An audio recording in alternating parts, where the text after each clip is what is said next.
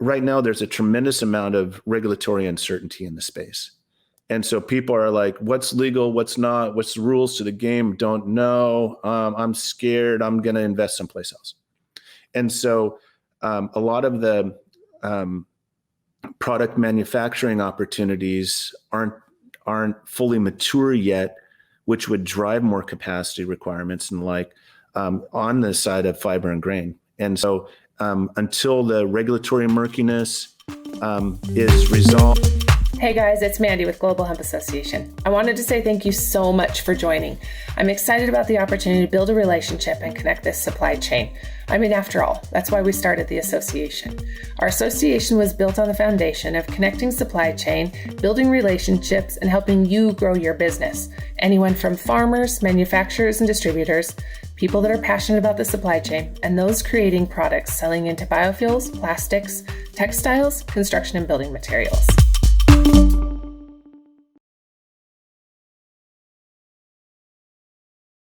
Welcome. Thank you very much for joining.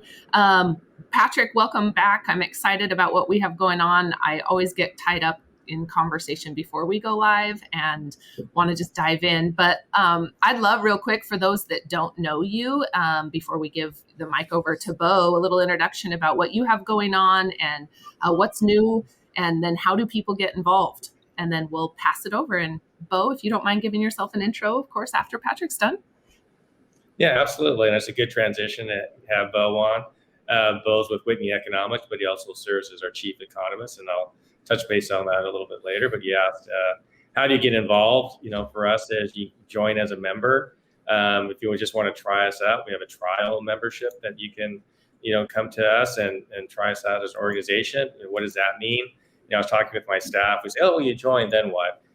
One of those steps is signing up to be on one of our committees. We have an International Market and Trade Committee. We have a Government Affairs Committee. And then we have a Standards Committee that's talking about bringing, certification and standardization and consistency to the industry. And we're having AOAC and ASTM at our meeting next week on Monday and Tuesday. And Mandi, very much looking forward to seeing you in person and our conversations there in the Global Hemp Association and how the National Industrial Hemp Council can work in hand with the GHA. So that step, one of the first steps is for, you get what you put into it.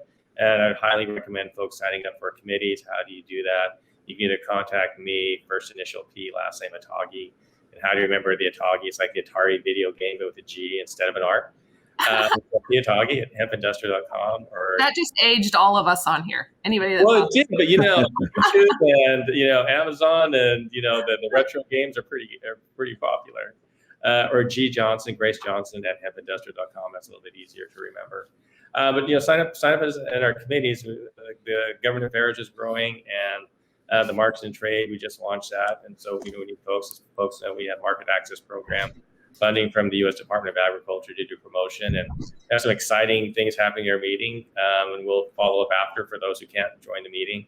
But we're launching our magazine. We have a preview magazine for that will look like. We'll have hard copies out there. For that, we're having our trade, some great videos and international work that we're doing.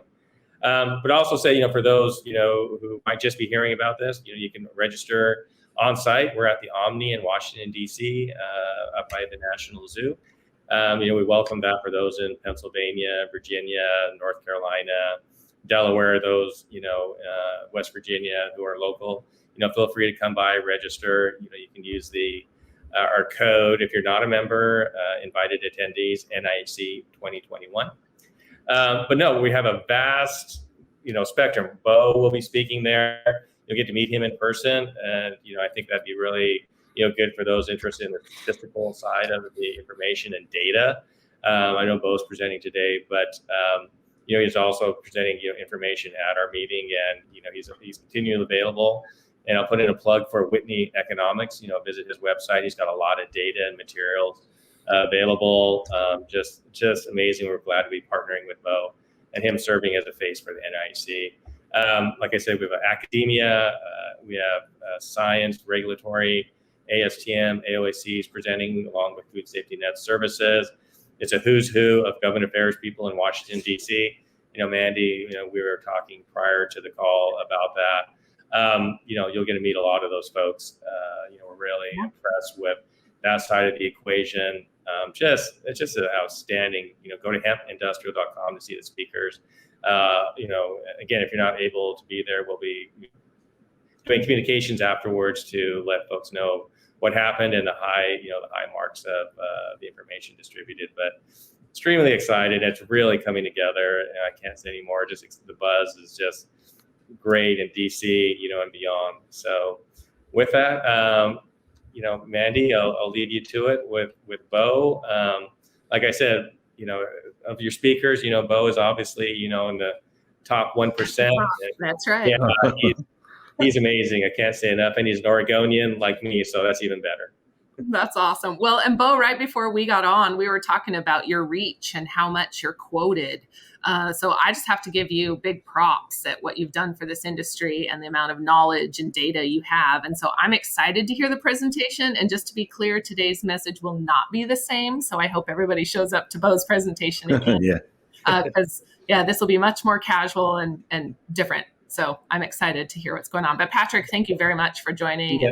I'm excited to see you then on Saturday and throughout the week next week. And anybody else that's going to be out there, drop us a note, let us know. We'd love to set something up and definitely take some time to meet face to face and so forth. So thank you very much. And Beau, I'll turn it over to you. Thank you, Patrick. You bet. Take care. See you in a couple of days. Beau. Yep. See ya. So I'm Beau Whitney. I'm the founder and chief economist at Whitney Economics, a Portland-based research, data, and consulting firm. And we've been looking into the cannabis industry, adult use and medical at first for about 8 years now. And then we started diving into hemp based upon an invitation I had to speak at NOCO in 2017. And so started researching the economics of industrial hemp, and I was completely blown away. I had no idea. And the more that I dug into this, the more I realized how little data there was. Yeah. And as a result of that, for example, I was speaking at the Southern Hemp Expo, and at that time it was in Tennessee. And a lot of speculation was bantered about or as a result of the passage of the 2018 Farm Bill.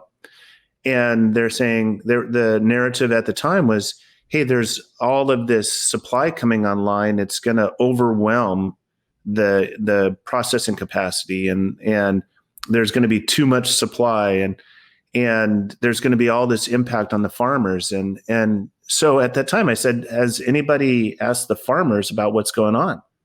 And there was silence. There was silence in the room. And so I was like, well, I'll ask them. Yeah.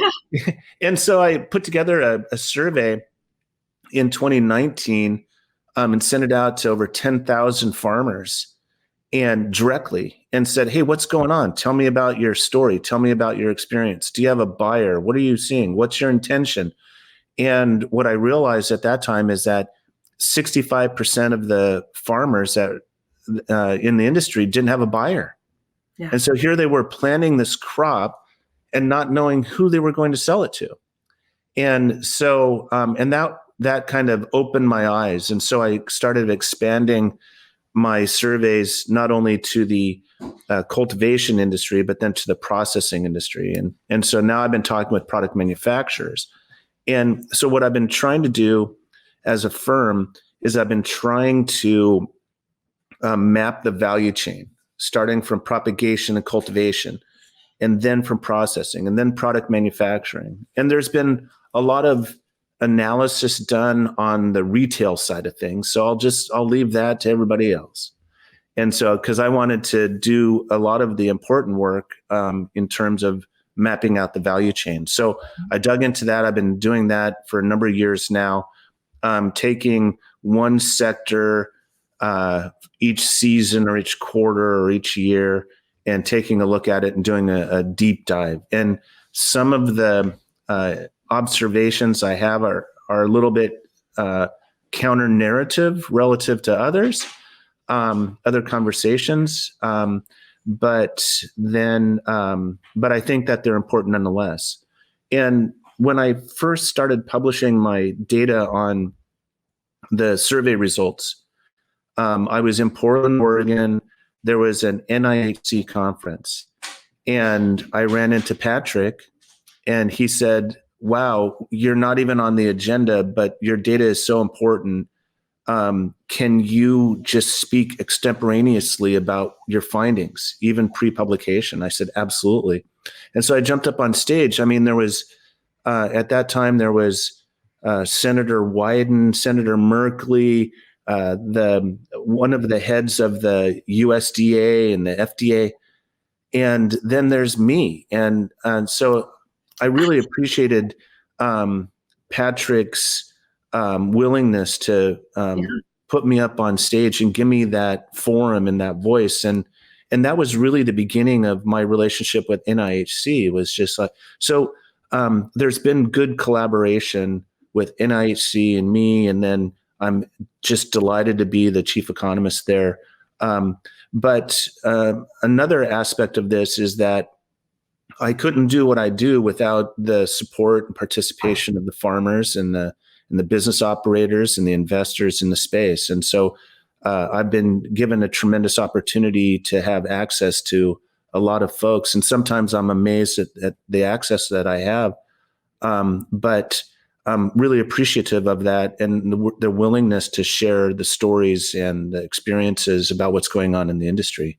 So, so it's been an amazing ride over the last 4 years or so, specific to the industrial hemp space. It's pretty exciting. Okay, so of course I want to dive into some of these numbers when we talk about what is the opportunity. And people say all the time, if hemp is so great, why don't we have it available? Why isn't it being processed like we all want it to be, right, within our industry, and we're screaming and beating on the tables. But so talk to me a little bit about what do those numbers look like, and what is that opportunity within the industry? Well, I started looking at the capacity. A lot of discussion is around the demand by the consumer, but I wanted to look at how much demand can the industry supply. And so it kind of turned it around a little bit. And based upon the surveys from 2020 and 2019, I realized that there was all of this biomass inventory building up, especially for CBD. Fiber and grain was different, but CBD, there was just this massive amount. It was like a tsunami of inventory that came online. But when I surveyed the processors, they weren't running their machines. And I was like, well, if you have all this supply, then why aren't you running your machines 24/7? And the reason for that, I started poking at this. The reason for that is that there weren't product manufacturers placing orders into the processors. And so not a whole lot of that processed material was making it into the product manufacturing sector, which in turn was not making it into the retail sector.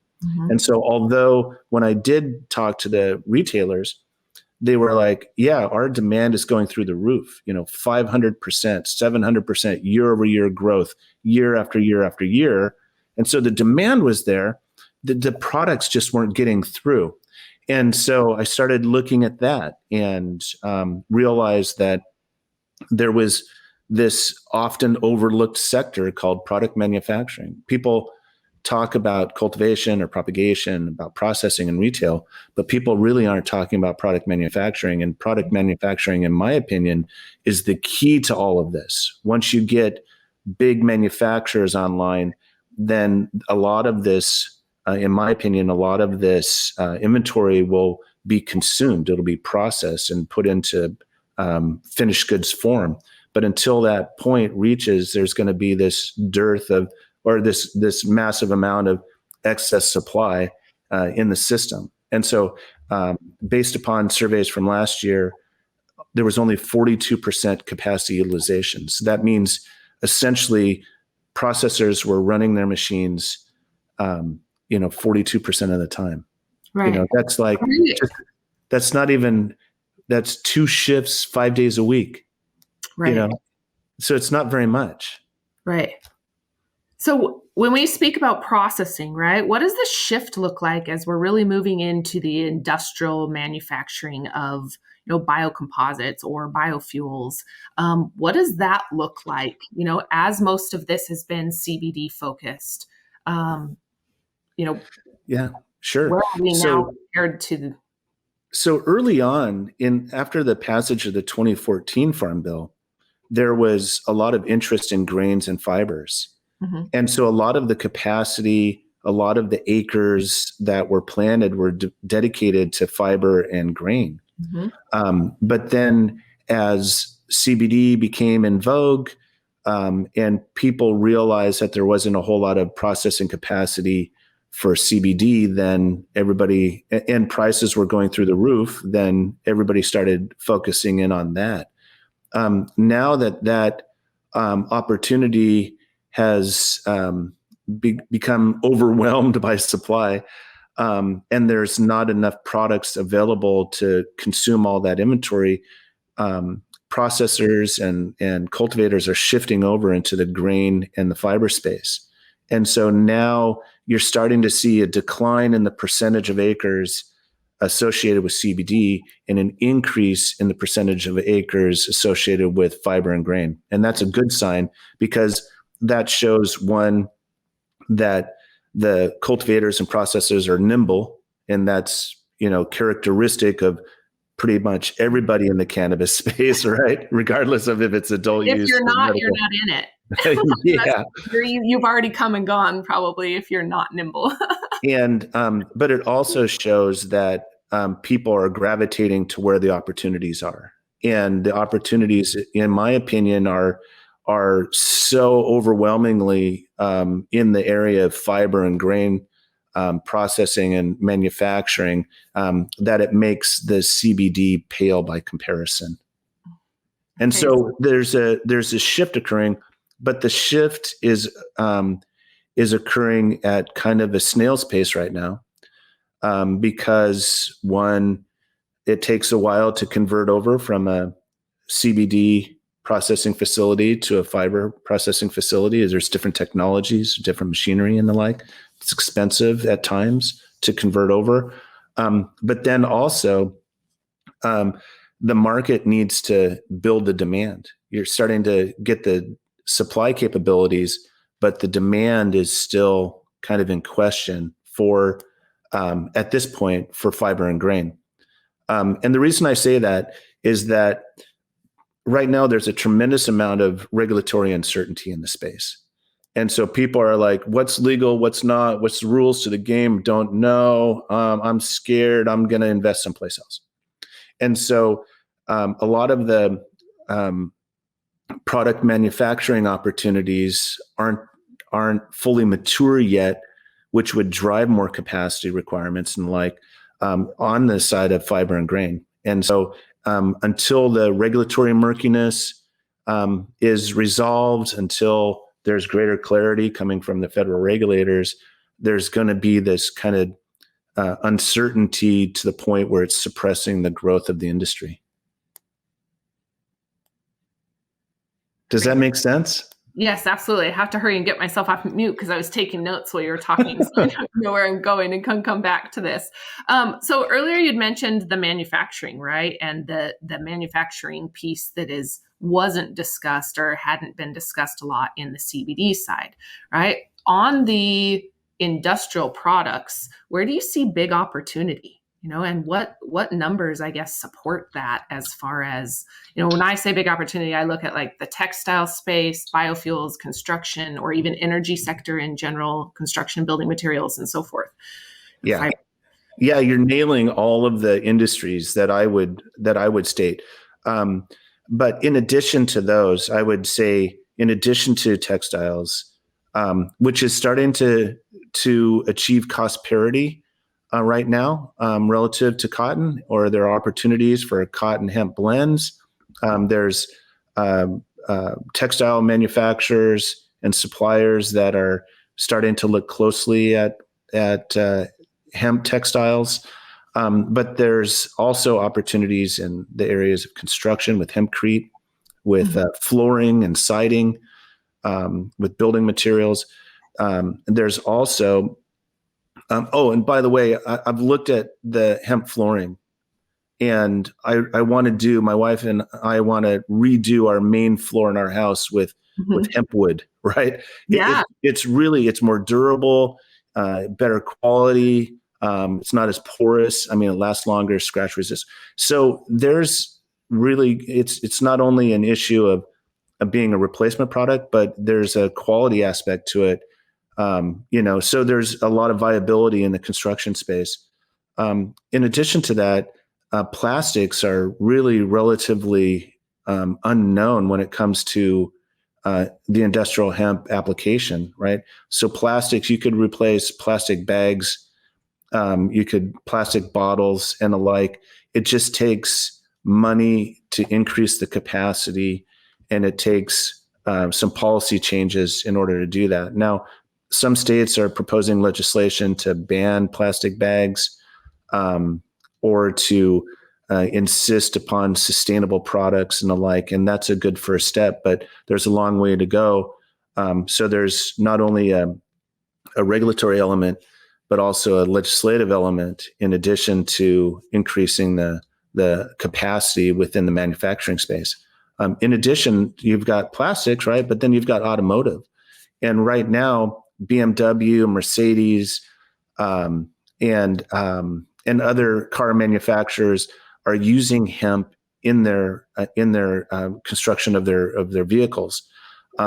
What Whitney Economics is forecasting is that as there's a move more towards green technologies and sustainable products, the automobile industry will utilize hemp in a much more substantial way than what we're realizing right now. It reduces the cost, it reduces the weight. And as there's a transition over on the vehicles to electric vehicles, which require batteries, then you want to reduce the weight of your vehicle to extend your battery life. Another aspect is that actually you can make batteries out of industrial hemp. And so they hold a stronger charge. They take less time.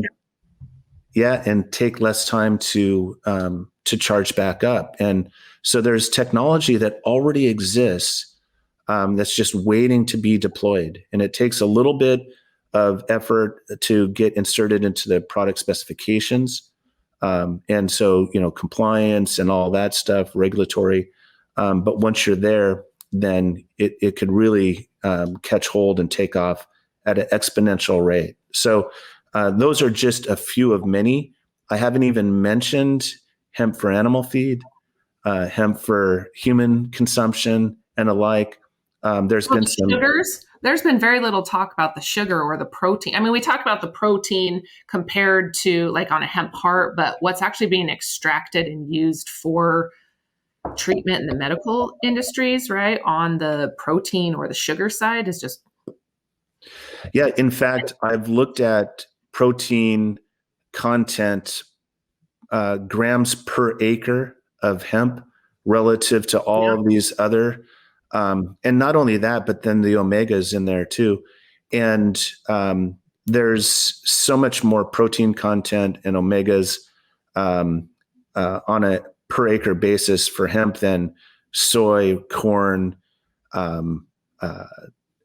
even alfalfa, for that matter, and peas, right? So let's just look at Impossible Burgers, right? So you got Impossible Burgers. They use peas as the main source of protein in that. Mm-hmm. So just think if you could substitute hemp for pea, increase your protein, your input costs are lower. It makes better economic sense from a manufacturing perspective to include hemp rather than using your peas as a source of protein. Or you could do a combination, right? So there's all of these opportunities that, and a lot of these stories about the potential of hemp that is not being conveyed to the general public, not being conveyed with the exception of groups, like NIHC, because they have tremendous reach into on Capitol Hill, right? So you have conversations occurring via NIHC on the regulatory side and the legislative side, but there needs to be more education on the benefits of hemp. throughout this entire chain, consumers, regulators, legislators, and the like. That's definitely our effort, right? And that's why we're hosting so many of these, is just exactly that, to help get the information out and help connect people. So thank you again for joining. And thank you everybody else for listening in. I have to give a shout out to a few people that are listening. Ryan, you've got a great question. Wondering about optimistic outlooks that you've seen, Beau, in regards to fiber, grain, and or CBD. You're wondering about, I'm optimistic. Yeah. But I'm not this massive cheerleader. I like reality. Like, let's be real. I gave a speech recently about hemp and other cannabis opportunities in Europe.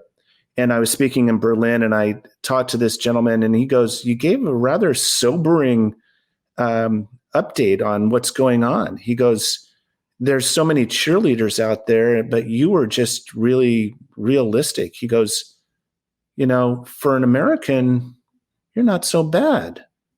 And I thought that was like, okay.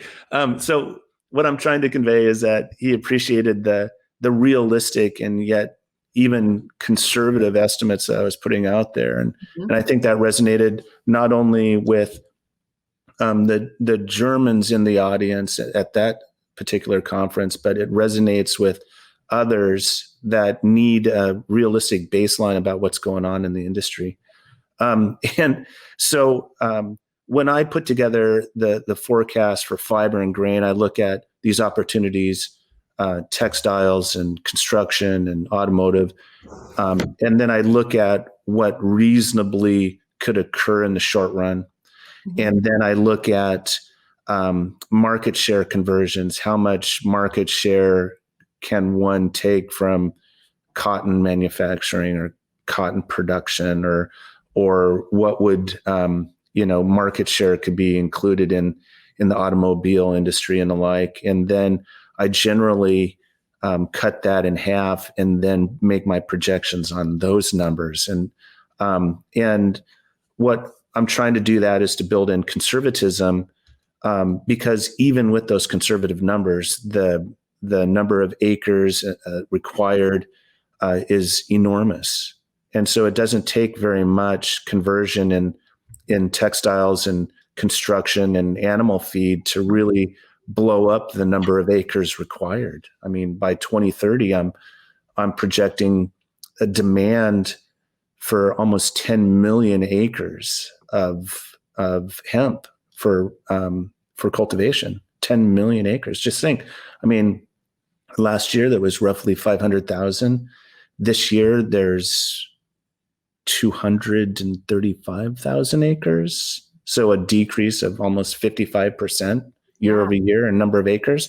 But that's because people are exiting. They're not able to see the opportunities. They're not able to cover their costs. So they're exiting.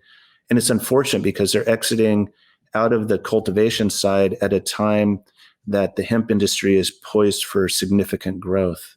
And so, but when you run out of cash, you run out of cash. And, I lay some of that onto the hands of the cultivators for not doing their due diligence about knowing where to sell this to and what the value chain looks like.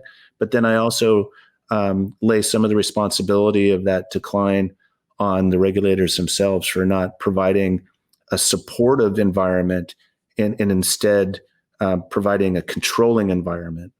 So it's unfortunate. But for those that have remained steadfast and have vision and have the means to do this, I think the opportunities for hemp in the cultivation and the processing, product manufacturing, there's a lot to that, and there's a lot of potential. Okay, so here's a really good question about 22. Any guesses on hemp? Any guess to hemp planting intentions for 2022? And then there was another question specifically asked, thank you, Drew, about the bottleneck, expected bottlenecks for 2022 on the fiber grain.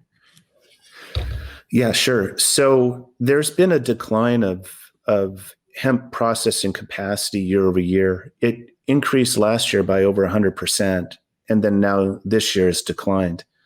And that's because the processing side hasn't achieved its potential either. There hasn't been the orders being placed on the product manufacturing side. A lot of that decline is related to CBD.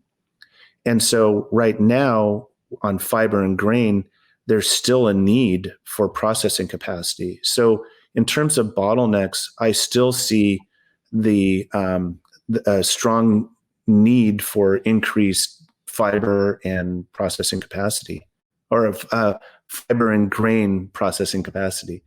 And so that's where the bottleneck will occur. Now, so my firm just completed an assessment of all of the states and their hemp programs. And so we've looked, when we could get the data, we've looked at, what percentage is fiber, what percentage is grain, what percentage is CBD. And you're starting to see this shift over to the fiber and grain side, and a decline in CBD acres licensed. Now, last year, 70% maybe in terms of CBD capacity. Actually, it was 82%. That's shifted way down. It's sub 60. And by 2030, I'm forecasting that CBD acre demand will be 2.5 to 3% of the total acres demanded. And so that shows how fast an ascension there will be on fiber and grain. And as a result, there will be corresponding demand for processing capacity, for decortication, degumming, all of that goes into the refinement and value-added processes associated with fiber and grain. Absolutely. Okay, so I hear a lot of times people talk about the number of facilities needed, and number of facilities that are available. Can you, understanding that this is going to play a big role, or I guess the amount of tons processed plays a big role in probably the number of processing facilities. But when we're putting into perspective on a nationwide or even North America, what are we looking at as far as the need of facilities?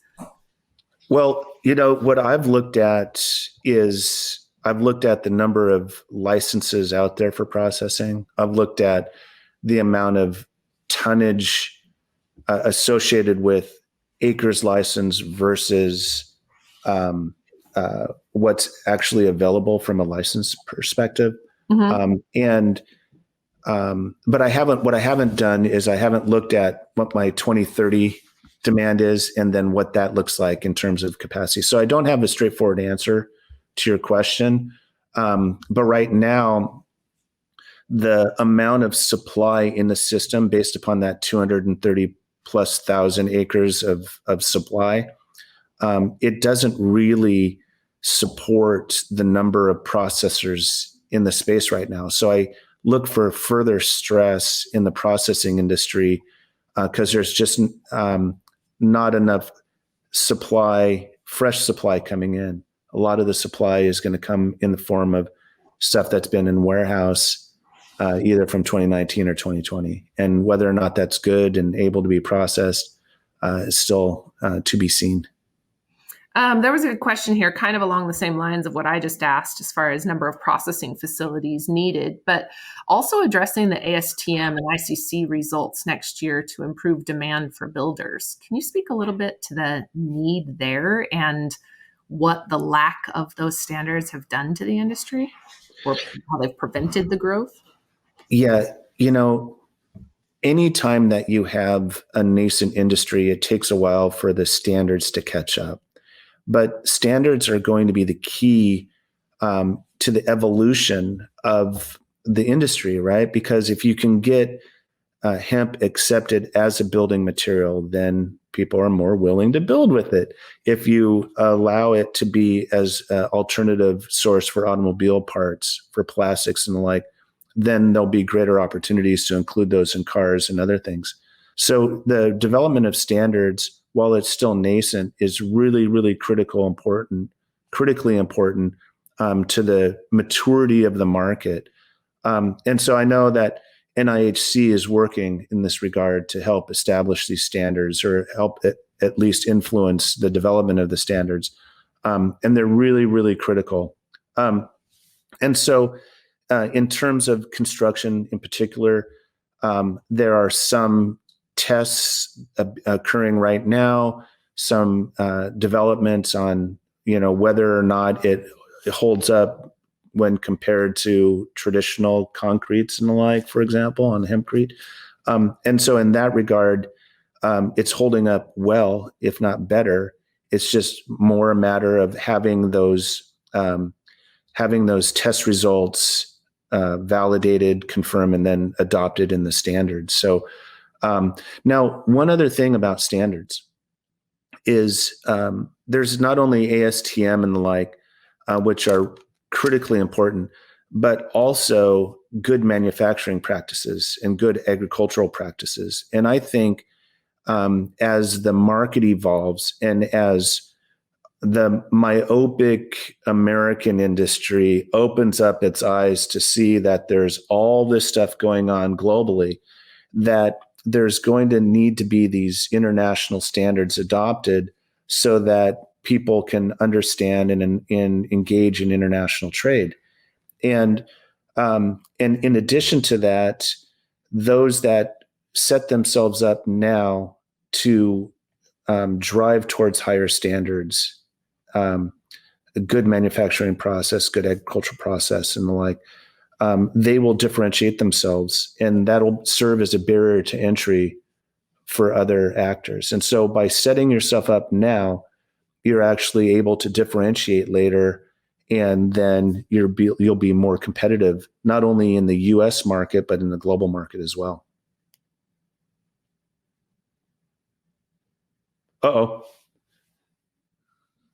See, there we go. I put myself on mute. I agree. These are topics that come up all the time, and especially on the GMP, and the certifications that are needed.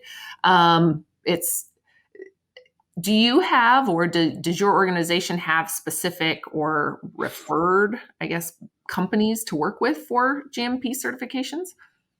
I do have a pretty extensive database, okay. And I can make referrals.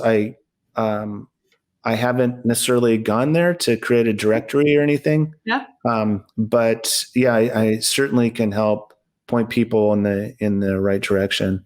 Awesome. And my reach not only is, of course, not only the US, but globally as well. So awesome. Yeah, there's some folks I can hook up. Refer.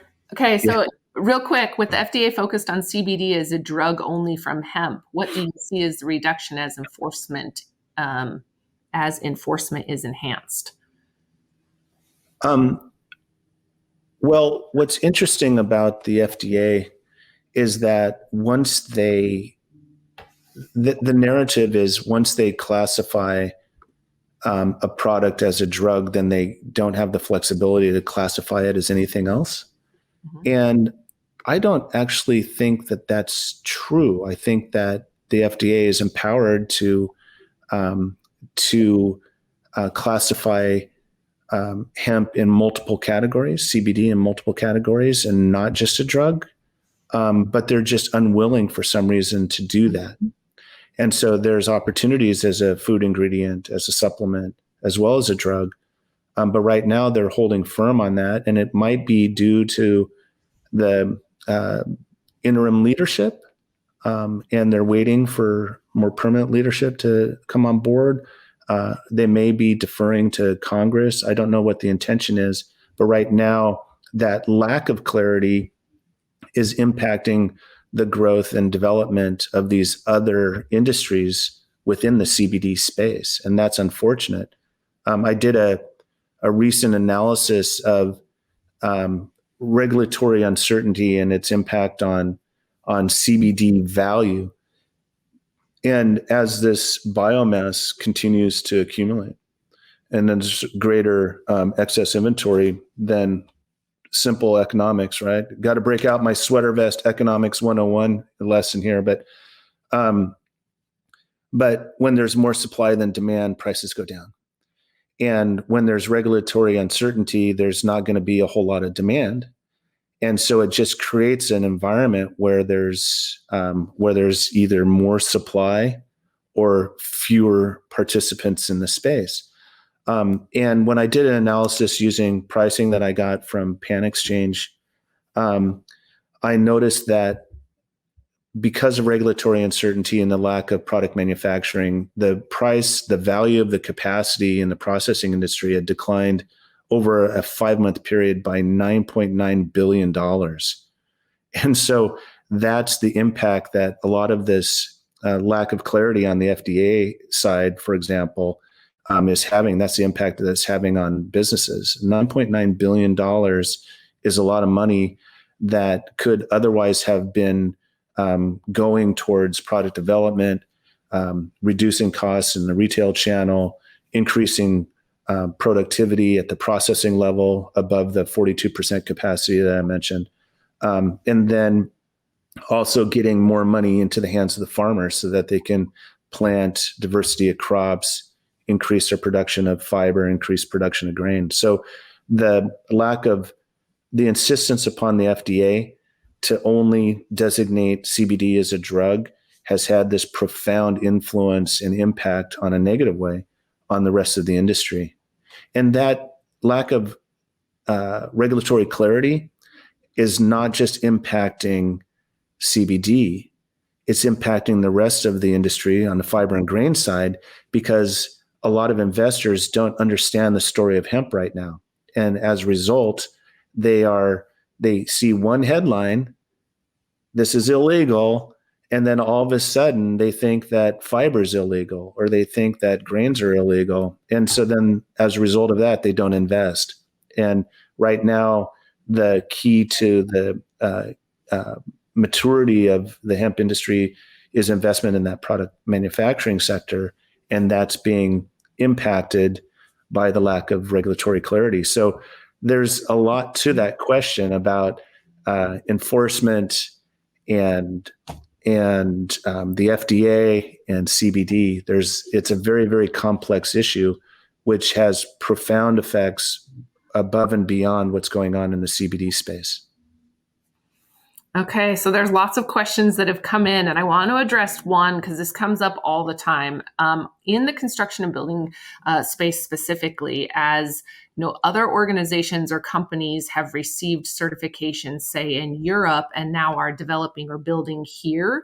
What does that look like as let's see, here's a question from Glenn specifically is, what about the WTO technical barriers to trade and other international mutual agreements with respect to accepting accreditations achieved in other countries? Yeah, now that's digging into a lot of detail right now. There's some aspects of that I know quite well, and others that I don't and wouldn't profess to be an expert on. But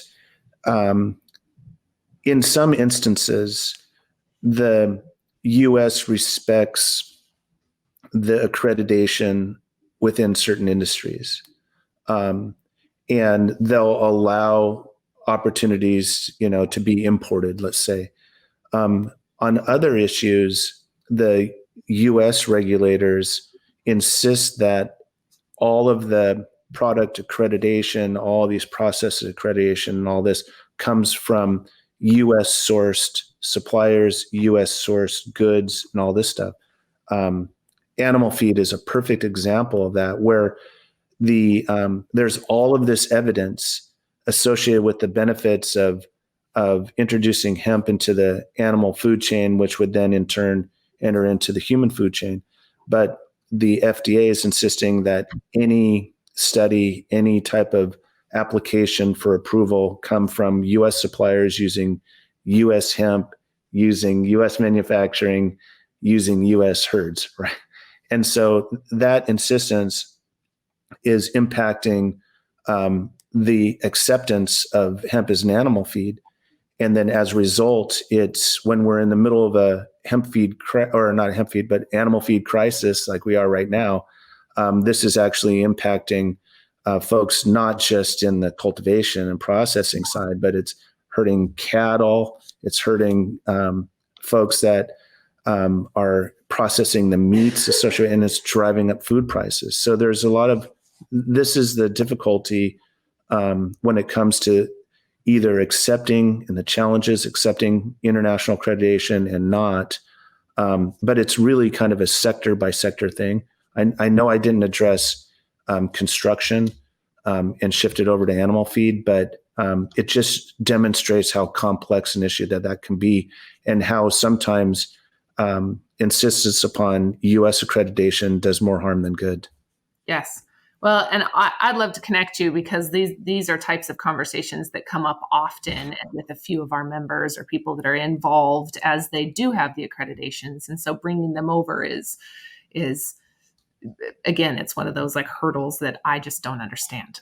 One thing on the construction side, I'm working with a group out of Hawaii, and they are able to target some development that don't require the local standards and the U.S. standards for construction, because they're, say, on native lands or what have you. And so they're actually able to demonstrate on the construction side, the true capabilities of hempcrete and other building materials without having to jump through as many hoops. And so I think that by showing that there are examples that are, have positive results in the construction arena in places like Hawaii, then that can be translated into potential and positive results throughout the U.S. construction industry. Yeah, absolutely. Okay, what about genetics? This is a big topic that comes up also as we look at the scalability of this industry and how the majority of our seeds have been purchased from Europe or China outside of the United States. And understanding Europe is significantly smaller than we are, and our demand is going to be much larger than theirs. So I'm curious from your perspective where we're at as far as genetics and any opinion you have. Yeah, so there are three basic groups of genetics as I understand it. There's the European genetic set, there's the Asian, predominantly Chinese genetic set, and then there's a North America set. And because Europe has a long history in the industrial hemp space, their genetics appear to be more stable, and there's less variability, and they're more predictable. And so that's why there's so much demand. Then the Chinese, they're a little bit more variable, and so you're not going to get as much consistent results. And then on the North American side, a lot of the hemp genetics have been achieved through breeding out the higher THC side, and so they're more hybrid, if you will, in nature. And it's going to take several generations of crops in order to really stabilize the U.S. genetics or the North American genetic pool. And so that basically forces folks to default to the European ones. Now, what's interesting about this, in my mind, is that you may be able to have good success with European genetics in certain parts of the country, but that doesn't necessarily, especially parts of the country that are similar in nature from soil content and all this stuff, climate, to Europe. But if you're in an area that's significantly different, with a shorter growing cycle or with different, cycles for the sun or the different climates, then there's going to be variability of results even with the stable genetics coming out of Europe. And this is something that I think is often overlooked by cultivators when they go out and they purchase their supply. Where do I think that the genetic industry is going in the US? I think that ultimately there will be a certified seed requirement, and that'll make it easier for the USDA and other regulatory bodies to monitor and regulate the cultivation industry and the propagation industry. But it's going to take a while for that side of the industry to mature. And right now, it's still kind of up in the air from my perspective. It's going to take a while. Now, what's also impacting this is the fact that there's still all this regulatory murkiness, right? And the federal regulators are trying to control the industry rather than nurture and grow it. And what I mean by control is the federal regulators are having this difficulty trying to differentiate what's marijuana versus what's hemp. And so, and this line of demarcation at 0.3% THC, it's really messing with the ability for federal regulators to regulate effectively. And so had they not had that line of demarcation, or had they not had the history on the higher THC side of prohibition and control, I don't think that the industry would be experiencing this level of control, which in turn is suppressing the growth and development of the industry, right?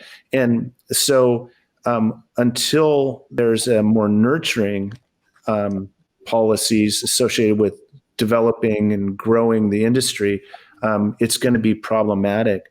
Now, what's interesting to me, and I went to Louisville, Kentucky, with NIHC, and we talked to a lot of state Department of Ags and the heads of their Department of Ag program. And in my opinion, based upon my experiences there's a lot of development and a lot of support for industrial hemp growth at the state level. It's just not translating at the federal level. So you've got the state folks saying, hey, this is great. This is a good opportunity. There's opportunities for farmers, for all this stuff. But they're still, even at the state level, they're kind of handcuffed by the federal policies.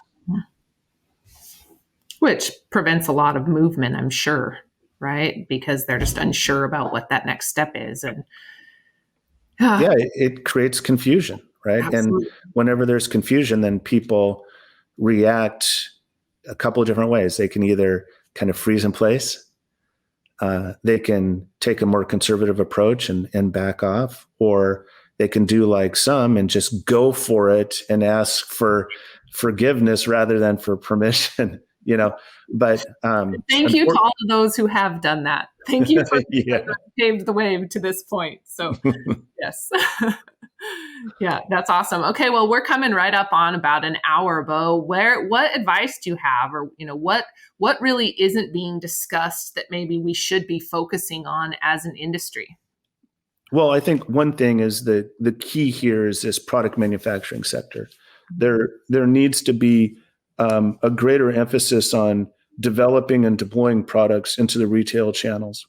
And by developing the product manufacturing sector, it'll provide greater and more stable funding and revenue into the processors, who in turn will give that to the cultivators. And so that's the real key there.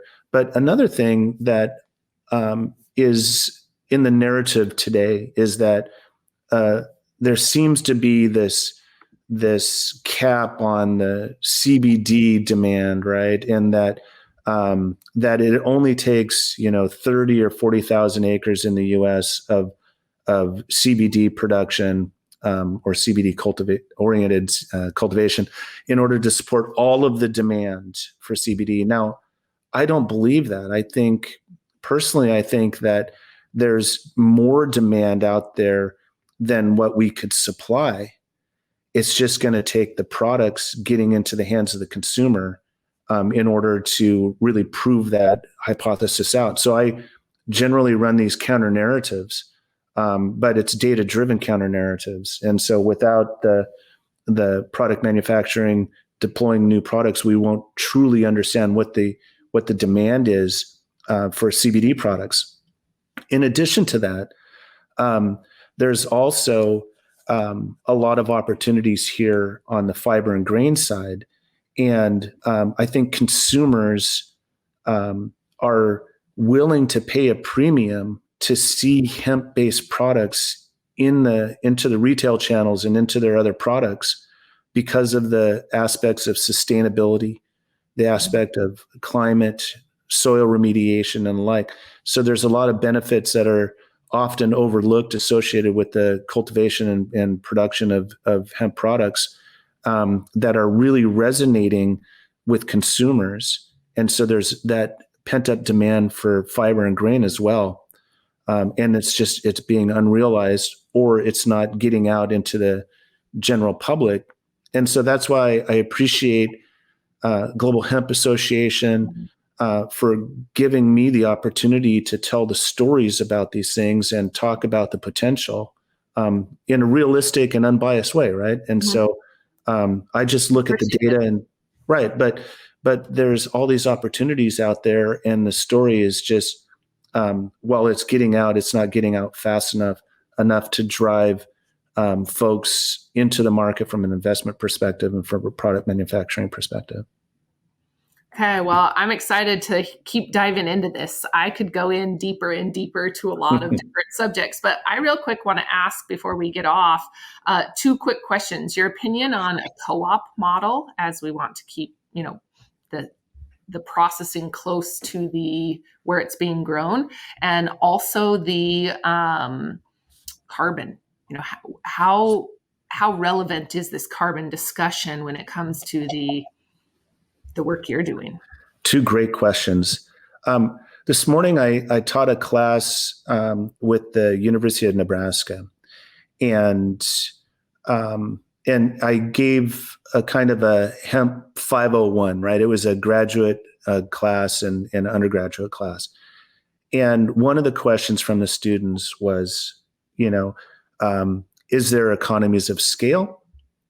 And then what does that look like? And if not, is it going to be small farmers? Is it going to be large farmers? What's going on? And I thought it was a great question, very insightful from the students there. In my opinion, there's going to be these large scale production of hemp using modern farming techniques, right? Combines, tractors.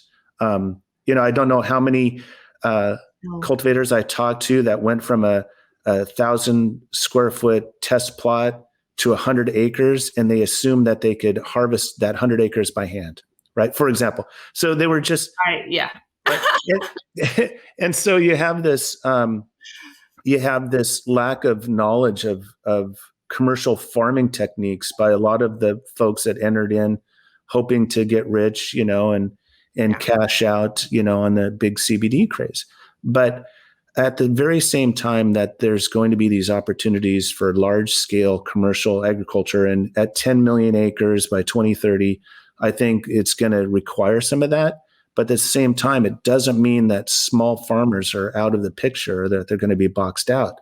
I've been talking to a lot of economic development groups in various states and counties and cities that are looking very, very closely at this co-op model. And I think that there's a lot of viability from an economic development perspective to set up a hemp campus where you bring in your harvested goods, you dry it, you store it, you process it, you put it into a product manufacturing mode, and then you bring it to market.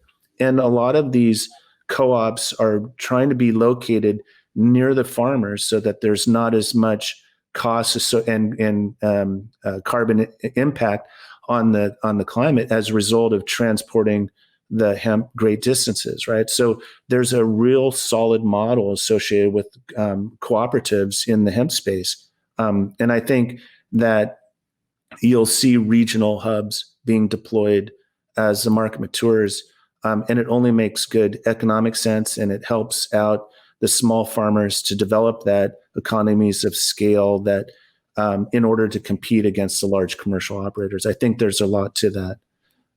Relative to carbon, carbon in terms of industrial hemp, it's like a hand in a glove. It fits very, very nicely. And I think that carbon credits and the economics of carbon relative to the hemp industry will prove to be and have the potential of providing additional income above and beyond just what's going on with the deployment of products on hemp. And so there's a lot of opportunity there.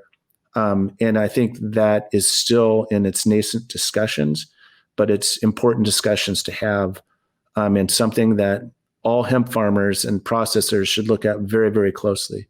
The carbon offsets and the credits and the revenue derived from that, there's tremendous potential. The more and more we go into this, closer to 2030 and beyond. Awesome. Well, I'm really excited to keep diving in because, of course, everything you're talking about is exactly what excites me, is the opportunity around this and now really what it looks like to build those supply chains out, as we are starting to see contracts and money or capital is starting to move in with the understanding and more education. And it's taking key people like what you're doing to present the numbers. And I really appreciate what you've got going on. And thank you again for everybody else that's joined and listened today. Alex, Drew, Ryan gave the best compliment. He said, and thank you very much, Ryan, for this. Supporting GHA and Mandi is the most reasonable priced $500 level class that you'll find. And so thank you very, very much. We really try to keep our content going. Beau, we're not even close to the reach you are as far as the number of times we're quoted or how many people we're reaching, but definitely linking arms with people just like you or the National Industrial Hemp Council is really where we're at and what our goal is. So if anybody else has questions or wants to get in touch, Beau, how do people reach out to you and your organization? Yeah, I have a website, whitneyeconomics.com. And you can also contact me at Beau, B-E-A-U, at whitneyeconomics.com. And I try to be as responsive as possible because it's just important and it's the right thing to do. And so, yeah, thanks for this opportunity once again. Really appreciate it. Oh, absolutely. Beau, I'm excited to see you next week, and anybody else that's going to be out in DC for the National Industrial Hemp Council Conference. Please, give us a shout out. Let us know. There's lots of great things going on. And other than that, we'll see everybody next week on Tuesday. Nope, I guess Wednesday we go live again, Wednesday at 10 a.m. So after the conference, and I'm sure we'll go live at some point at the conference to say hello to everybody and kind of show off what everybody's doing. But besides that, Beau, thank you again very much. And thank you everybody else for joining. Have a fabulous weekend. Thank you. Thanks, Beau.